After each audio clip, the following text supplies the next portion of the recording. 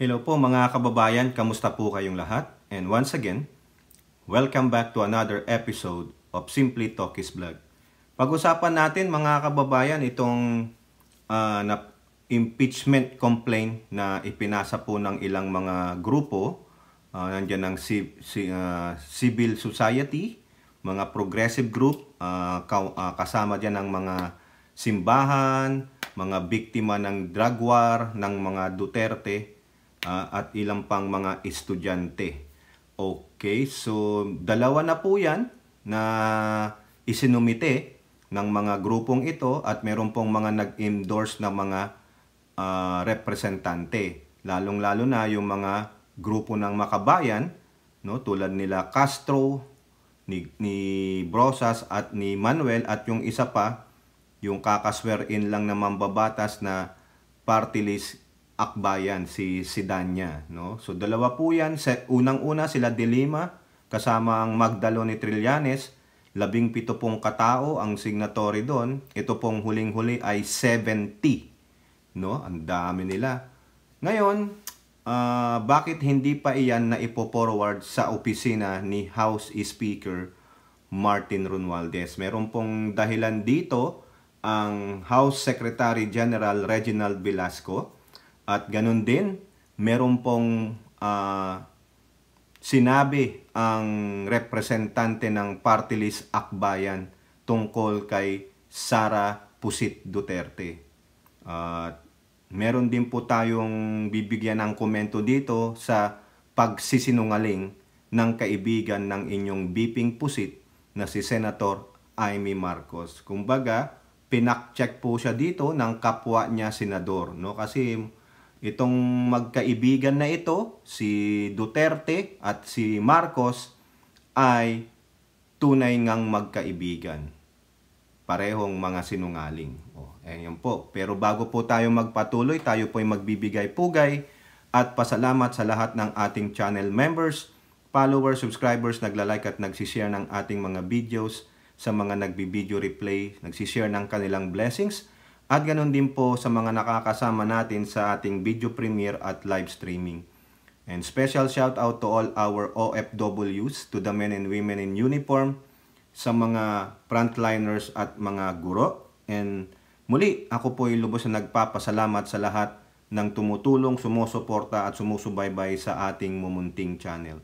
May God bless us all, may God bless our country, and may God bless this Marcos administration and protect it from the forces of evil like the Dutertes. So eto po mga kababayan, unahin natin itong balita sa Politico na kung saan nakabinbin pa rin po sa opisina ni House Secretary General ang mga impeachment complaint laban sa inyong Vice Presidenteng Sara Pusit Duterte.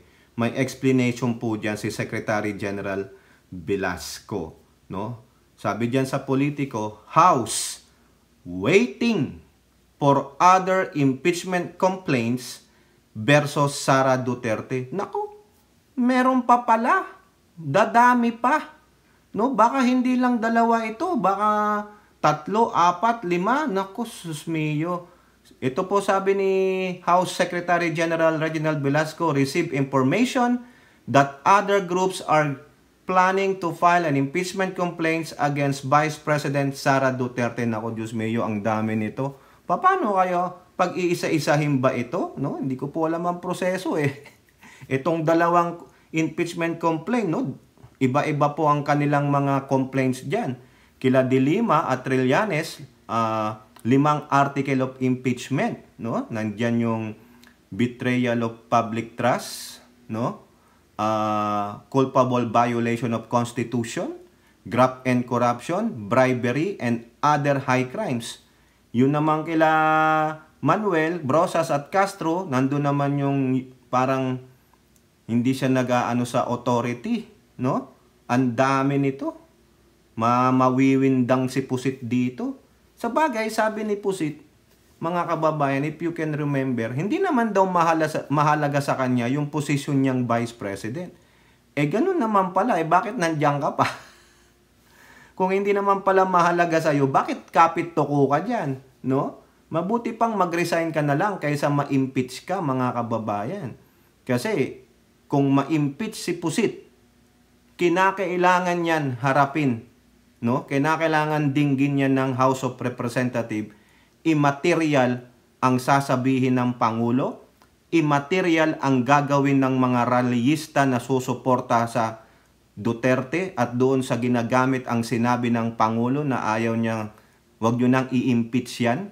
No, meron po kasing isang grupo dyan na ngayon hindi ko po maintindihan.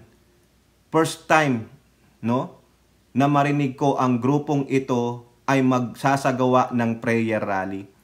Sa dinami-dami ng na-impeach ng mga leader tulad ni Erap, ni CJ Corona at ng iba pa, itong religious group na ito ay tahasang naghayag ng suporta daw di umano sa sinabi ng Pangulo na wag i-impeach si Pusit.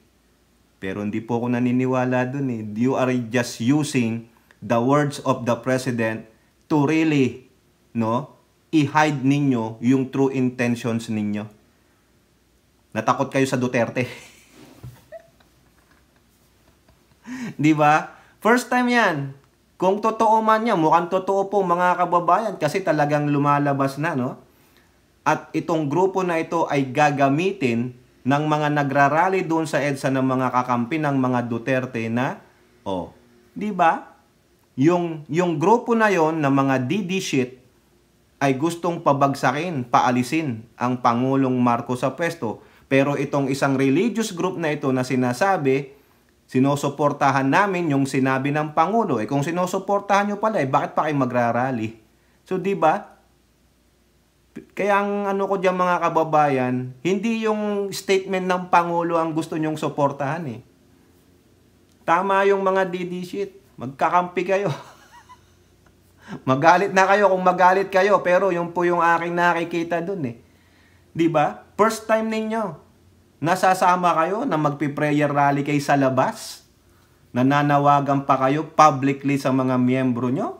First time yan ha. Pero no matter what, rules is rules. Nasa konstitusyon, kung may mag-file ng impeachment complaint okay sa isang leader ng bansa, the Congress must act on it. You cannot bamboozle, you cannot coerce these representatives or senators not to do the mandate based on the Constitution. Trabaho po yan ng Kongreso. Ang gusto nyo lang is you try to influence, you try to intimidate the lawmakers not to do their job because, siyempre, napakalaki ninyo. Di ba? Napakalaki ninyong grupo. Therefore, parang sinasabi nyo, if you will do it and you vote yes to impeachment, we will never forget. Kung may political will ang mga mambabatas na ito, they will do it. Because they are not working for this group or people, but it is your mandate to do what is on the Constitution and to the will of the people. Ngayon, kung wala kayong political will, ibig sabihin, takot kayo dahil mawawalan kayo ng boto. Masisira ang political career niyo. Yung po yung nakikita ko dyan sa gagawing mga prayer rally daw di umano in support of what the President statement. Gagamitin nyo lang yun, no? You will hide your true intentions. Ganon lang yan. Hindi suporta kami sa sinabi ng Pangulo. Pero ang totoo, nandoon kayo sa DDS. Magalit na ang magalit. Pero first time in the history that religious group will stage a prayer rally on support of the Pusit. Di ba? Ito po sabi ni Velasco.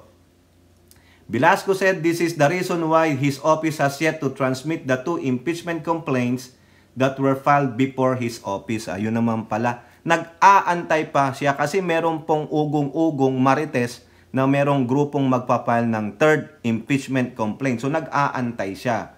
Quote, hindi pa kasi may balita kami na may mga magpapile pa. So para isang transmitan na lang kay Speaker.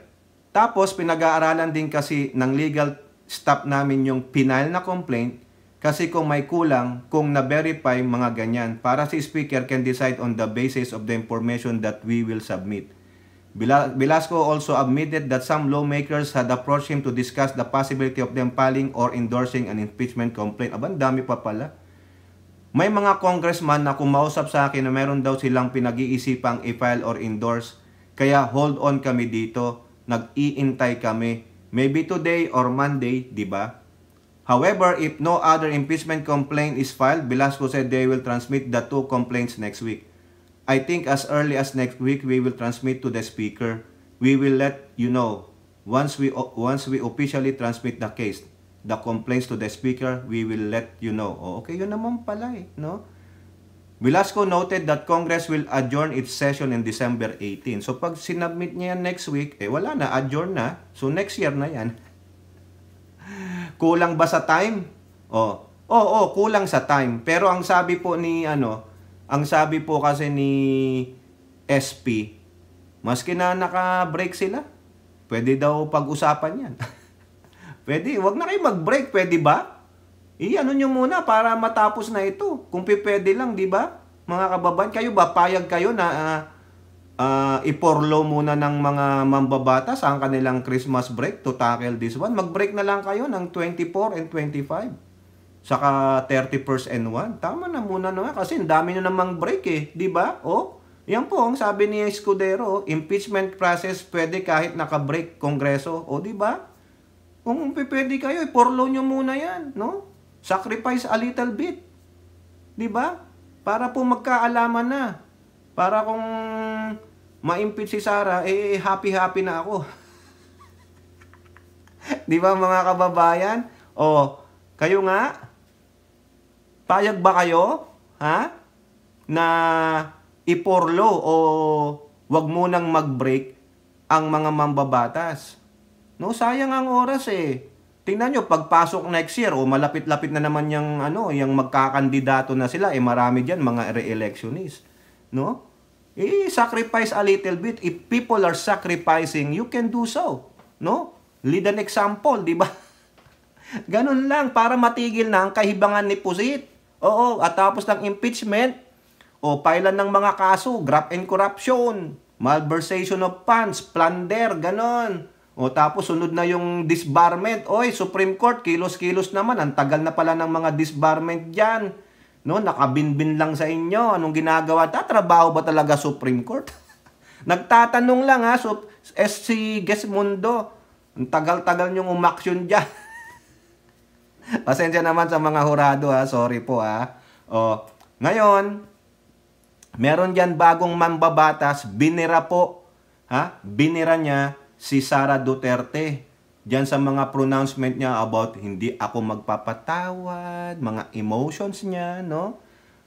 Ito, sa politiko ulit, mga kababayan, ang sabi dito ni Representative Sidanya, baba ng EQ mo. Akbayan tells Sara Duterte to apologize to Filipinos. Ikaw naman, Akbayan Party List Representative, no? Sendanya pala, hindi Sedanya. Sorry naman Sendanya. Hindi nga siya mag-a-apologize Mataas ang ihi niyan. Nilagay niya na ang sarili niya sa pedestal kasi baliw yan. Hindi niya alam ang salitang patawad, magpapatawad. Mas maganda nga, sabi nga nila, doon ka mangaruling sa bahay niya. Kung tayo may nangangaruling sa bahay natin, sabi natin, patawad. Si Sara Duterte, hindi niya po alam yung word na patawad, kaya doon kayo mangaruling. Tiyak, mapupuno ang inyong mga basket kasi sobre-sobre ang ibibigay niya. Di ba? Meron na siyang mga sobre, nakaganon na yan Tanong nyo pa kay Catalan, tanong niya kay Mercado, kay Powa. Lahat kayo, pumunta kayo, alamin nyo kung saan yung nakatira si BP Pusit. Doon kayo mangaruling. Sa may bahay, merong pusit dyan. Namimigay ng sobre-sobre. Di ba? Ikaw naman Sendanya, Hindi mag-a-apologize to. Oo, mababa talaga ang EQ niya. Alam nyo ba yung EQ, mga kababayan? Ha? Oh, the EQ, di ba meron tayong IQ, Intelligence Quotient. Ito namang EQ, yung E as in elephant, Emotional Intelligence. Yan po yan. Ang ibig sabihin ng EQ, Emotional Intelligence. Oo, bakit hindi quotient? Sabi dito ni Google Ang sabi dito, yung emotional intelligence is the ability to understand, use and manage your own emotions, as well as recognize and influence the emotions of others. Ang problema, sabi ni Sendanya, ang baba ng EQ mo. Ang sa akin naman, Sendanya, wala po siyang emotional intelligence. Why?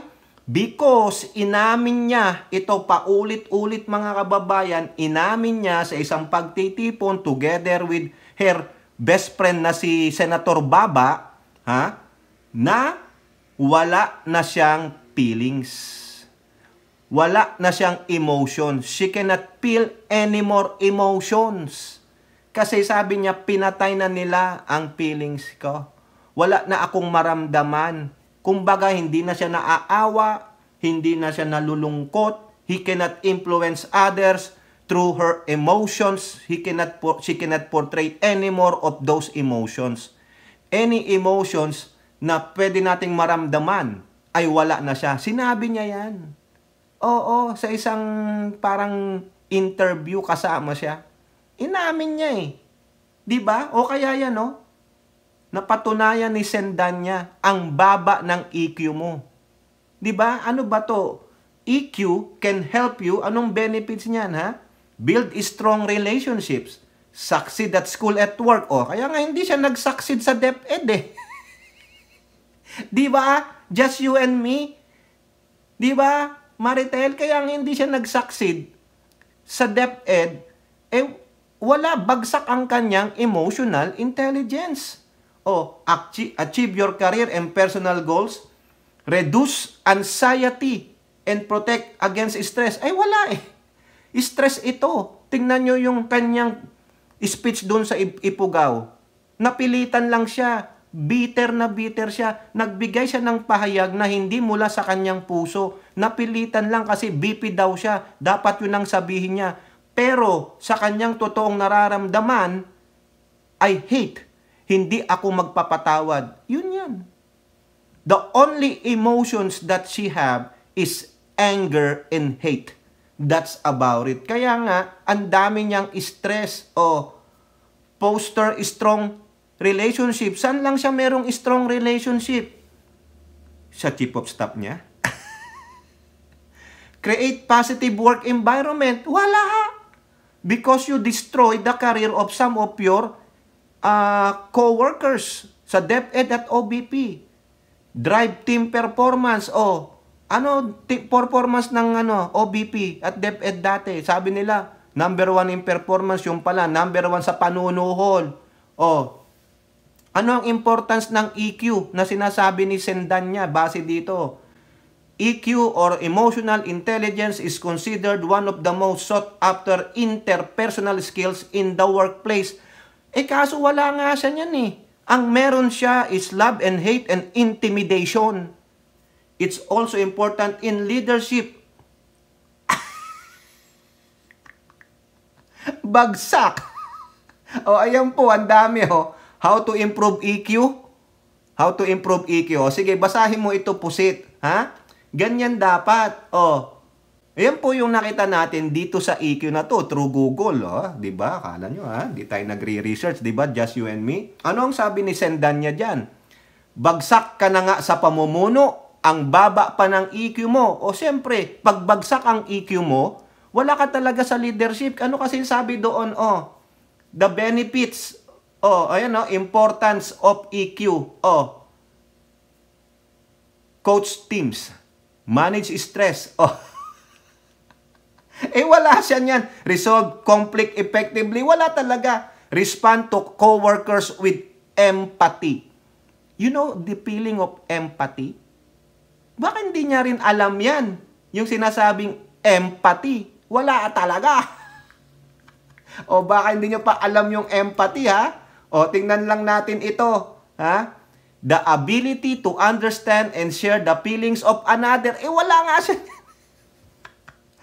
Siya nga walang empathy. Wala siyang apathy. Oh.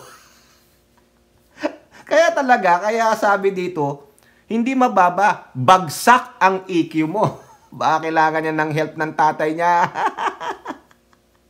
Ikaw dapat ang humihingi ng tawad. The lawmakers stress that Filipinos are not asking for Duterte's forgiveness. Hindi kami humihingi ng pagpapatawad mo. Ang kailangan namin ay panagutan mo ang pandarambong sa kaban ng bayan, pang-abuso sa kapangyarihan at pagtataksil sa mamayan. The impeachment complaint is about restoring dignity, transparency, and accountability in public office. The people are not asking for the Vice President forgiveness. We are demanding her removal from office. Patay na. Ayan. Diba? Mukhang gago kasi ito no? Biruin mo, magbibigay ka ng speech in the spirit of this Yuletide season. Napilitan ka lang. Pero ang gusto mo talagang i-convey, talagang ang gusto niyang sabihin doon sa mga tao na kababayan natin sa Ifugao, nakakahiya po No? Ako po paulit-ulit mag-a-apologize sa mga kababayan nating taga Ifugao. Hindi nyo deserve madinig yung ganong talumpati ng isang vice presidente. Di ba? Do you deserve it? Hindi po. Siya ang pumunta doon sa lugar ninyo, dapat nirespeto kayo. Tapos sasabihin kayong ganon, ako hindi magpapatawad. Parang sinabi niya, ako gayahin ninyo kasi ako ay vice presidente. Huwag kayong magpatawad. Ganon po ang dating di ba? O ano ang sabi diyan ni ngayon, mga kababayan Kung si Sindanya talagang sinabi niya hindi namin kailangan hindi kami humihingi ng forgiveness, ang hinihingi namin umalis ka sa pwesto mo. Parang ganon po yung pagkakaintindi ko. Hindi namin hinihingi ang kapatawaran. Hindi kami nanghihingi na mag-apologize ka. Ang hinihingi namin, umalis ka dyan dahil hindi ka nararapat dyan.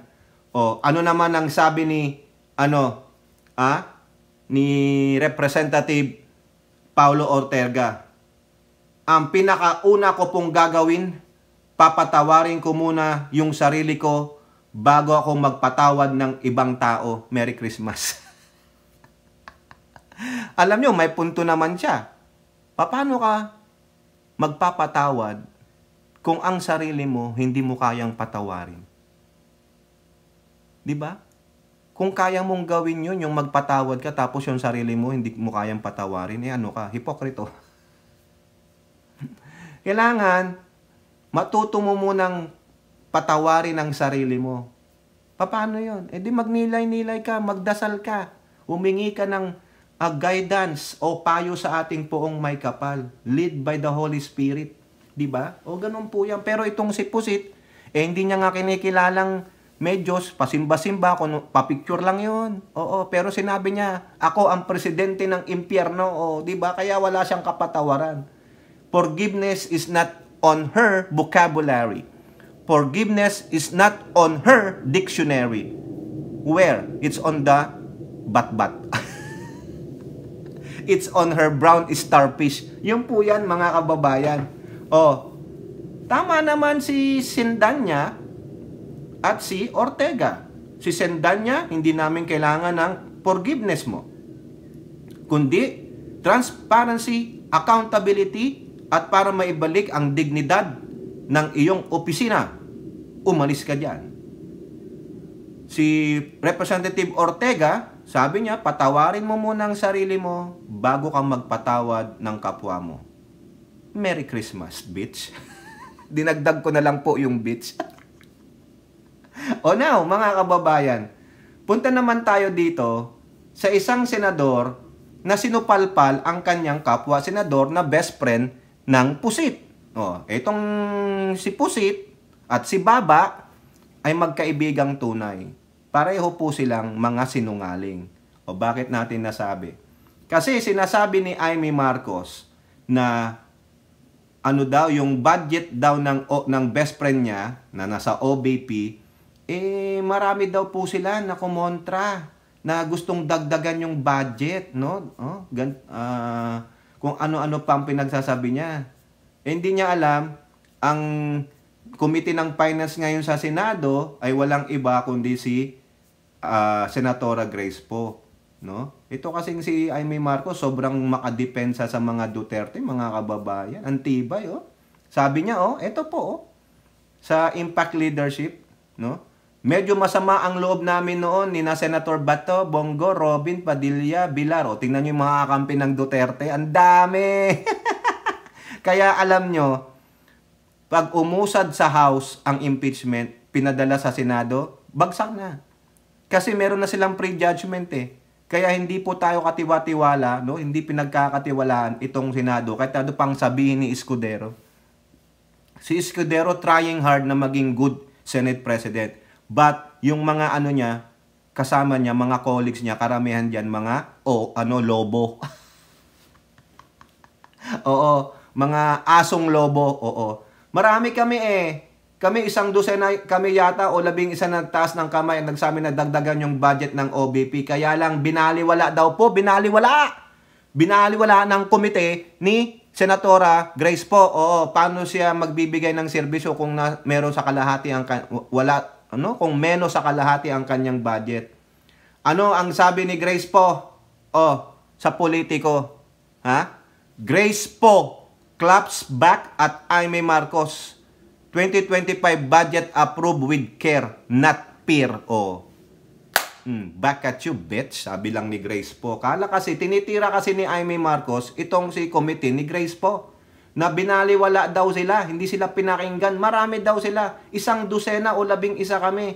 Kaya lang binaliwala kami. Oo. Senator Grace Poe clap back at Senator Amy Marcos criticism of her colleagues for adopting the HOR 1.3 billion budget cut on the office of the Vice Pusit.